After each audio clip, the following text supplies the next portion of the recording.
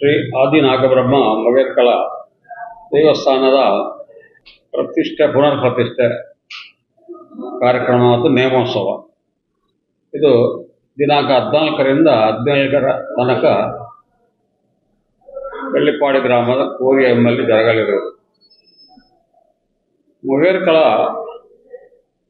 ದೇವಸ್ಥಾನಕ್ಕೆ ಒಂದು ಚಾರಿತ್ರಿಕ ಹಿನ್ನೆಲೆ ಉಂಟು. ಕಳೆದ 50 ವರ್ಷಗಳಿಂದ ಅಲ್ಲಿ ನನಗೆ ನೆನಪಿದ್ದಾಗೆ 3 ಸಲ ಪುನರ್ ಪ್ರತಿಷ್ಠೆ ರೆನ್ಯುವೇಷನ್ ಆಗಿದೆ. ಈ ಸಲದ ಪ್ರತಿಷ್ಠೆ ಬಹಳಷ್ಟು ವಿಜೃಂಭಣೆಯಿಂದ ನಡೆಯುತ್ತದೆ. ಮೂಲತಃ ನಮ್ಮ ಬೆಳ್ಳಿಪಾಡಿ ದೇವಸ್ಥಾನವು ಹಿಂದಿನಿಂದಲೂ ಕೂಡ ಒಂದು ಸಾಂಪ್ರದಾಯಿಕವಾಗಿ ಬೆಳ್ಳಿಪಾಡಿ ಮನೆತನದವರ ಒಂದು ಮಾರ್ಗದರ್ಶನ ನಡೆದುಕೊಂಡು ಬಂದಂಥ ಒಂದು ಕಾರ್ಯಕ್ರಮ. ಅದೇ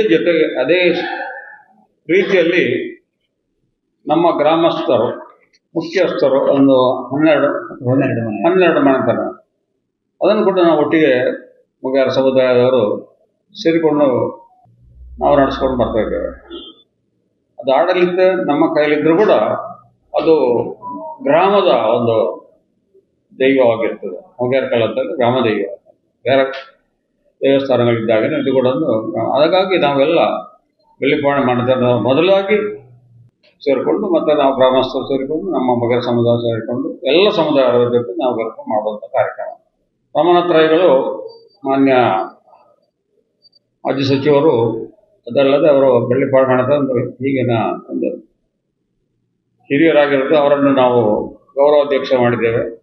ಅದೇ ರೀತಿ ನಮ್ಮ ಕಾರ್ತಿಕ ರೈ ಅವರು ಕೂಡ ಅಧ್ಯಕ್ಷರಾಗಿದ್ದಾರೆ. ನಾನು ಅದರ ಕಾರ್ಯಾಧ್ಯಕ್ಷ. ಹಾಗಾಗಿ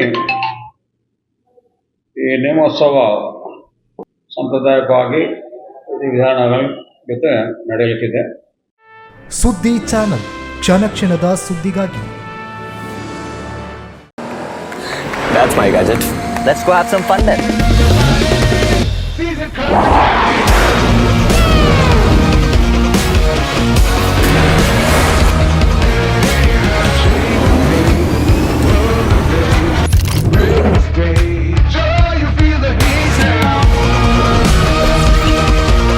Introducing the hot and techy Brezza SCNG.